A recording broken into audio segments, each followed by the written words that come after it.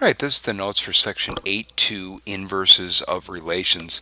So if you think way back to the very beginning of the course, one of the things that we talked about was the idea of a relation, and all a relation was a pairing between two numbers. In other words, our ordered pairs that allowed us to then use in relations to look at functions. What we want to do today is we want to say, well, any relationship between two numbers, in other words, any pairing of two numbers, will always have an inverse. The big idea here is the idea of inverses. Oops, sorry about that. And basically every relation will have an inverse. Okay, some of these inverses are going to be functions, and we'll talk about what those are here in just a little bit. Okay, well, what is an inverse? The inverse of a relation is the relation obtained by switching the coordinates. In other words, if I take my x and y values and just change them, I will have the inverse relation. Okay, so as I'm looking at this example one here, I have a relation, and we're not saying it's a function. We're just saying I just have a set of ordered pairs. And what I want to do, we're calling our relation Q, is I want to find the inverse of Q. Okay. Well, to find the inverse of Q, I'm just going to take my x and y values and I'm going to switch them. So the -2 and the 5 will switch places. So that's how I'm getting this value right here. So when I'm looking at this would represent the inverse of Q. All right, a good deal of our relations are functions, and a good deal of our inverses are going to be functions as well. And remember, functions means that each value of x has a unique value of y paired with it. In other words, the x values are not going to be repeating with a different y value. Well, anytime we look at functions, we want to look at the domain and range. So when I'm thinking about an inverse, the domain of a relation and its inverse, and switch, for example, so the domain of f is equal to the range of f inverse, and the range of f is equal to the domain of f inverse. So here's how you want to think about that. If you think about up here, the x and y values are switching places. Therefore, the domain and ranges are switching as well. So the domain of the original relation will become the range of the new relation, and vice versa. All right, these concepts lead to what we call the inverse relation theorem.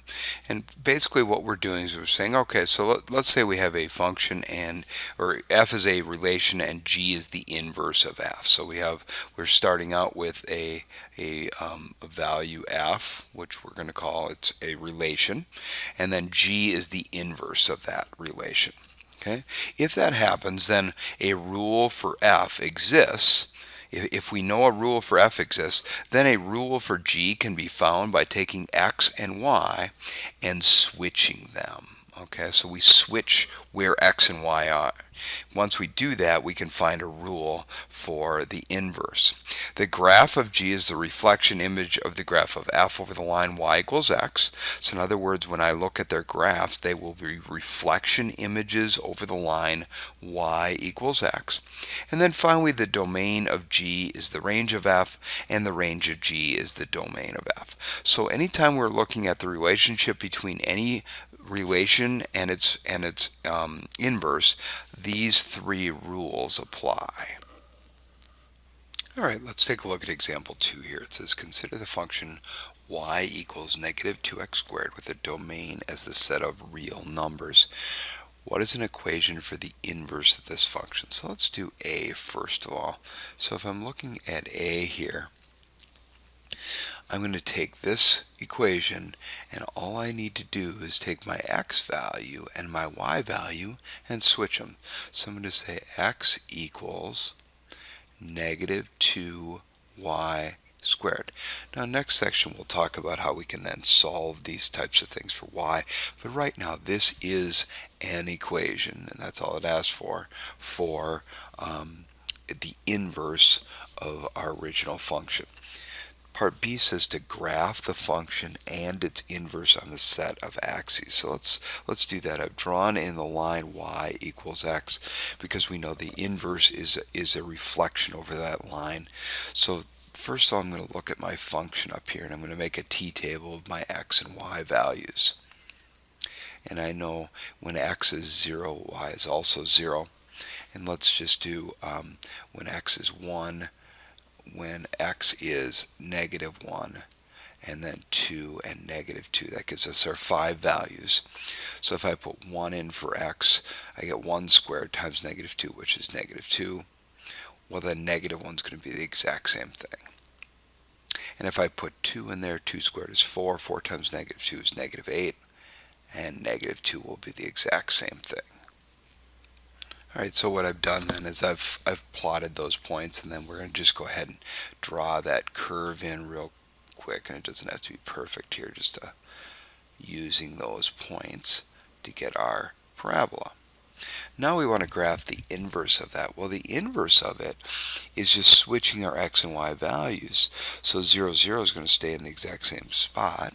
Then we have when what I'm going to do here is I'm just going to take my y values from my original function and use those as my new x values, and I'm going to use my x values as my new y values. Alright, so I've just plotted those new values there, and now all I'm going to do is go ahead and draw in that function as well.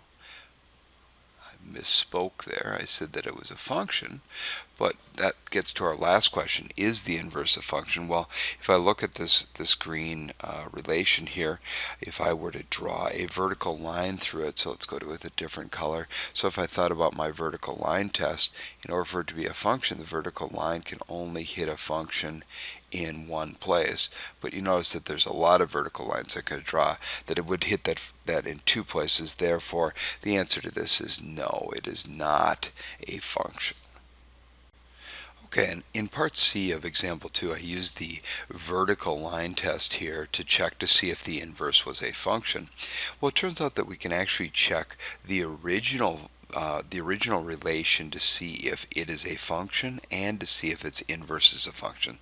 So in reality, I don't even need to graph my inverse to determine if it is a function. And here's how I do that. I look at my original function, my red function here. And what I want to do is, if I'm going to do a vertical line test on it, what I'm really doing is I'm checking to see if this relation right here, the red one, is a function. My original relation is a function. Well, this passes the vertical line test, so we would say yes, that is a function. Okay, but we can do another test on that function, and that is we can look at the original function here now, and we can do what we call the horizontal line test. And the horizontal line test just says, hey, if I draw a horizontal line through it and it hits in more than one spot, like it does here, then its inverse is not a function. So doing a horizontal line test on the original relation will tell you whether or not the inverse is a function. Alright, finally let's take a look at this last example. It asks us to, first of all, is the inverse of each one of these functions up here a function? And then number 2, we want to state the domain and range of each function and the domain of range of each inverse. Okay, so first of all, if I'm looking at the whether or not the inverse is a function, all I'm going to do is the horizontal line test. So if I do a horizontal line test on number 1, there's no horizontal line that's going to hit that graph in more than one place. Therefore, the answer to this is yes, the inverse is a function. However, if I come over here and I look at the domain, if I look at the horizontal line test, you'll notice there are multiple horizontal lines that I can draw that will intersect in more than one place on the graph. Therefore, the inverse of this is not a function. Okay. Now, if I look at the domain and range of each of the functions, let's do that real quick. The domain and range, if I look at number 3, this is a power function of an odd with an odd power. So we know that the domain and range is all real numbers. So this is all reals. And same here. Okay. Now if I look at number 2, if I look at our second one, we can say the domain is all real numbers. So if I look at horizontally, I have an arrow going out this way, I have an arrow going out this direction. Therefore, we know that the domain is all real numbers as well. And then if I look at the range, well, the range is, I'm looking vertically now, and I know that it will keep going down forever in this direction, so it's infinite, it becomes infinitely negative. However, it never gets any higher than right here at this spot. Oops. Okay. Sorry about that. Never gets any higher than that, which is at y is equal to 2. So what I'm going to do is I'm going to say, when I'm doing this one, I'm going to say that y would have to be less than or equal to 2. All right, the last question just asks us to state domain and range of the inverse. Well, the inverse is just taking your domains and ranges and switching them.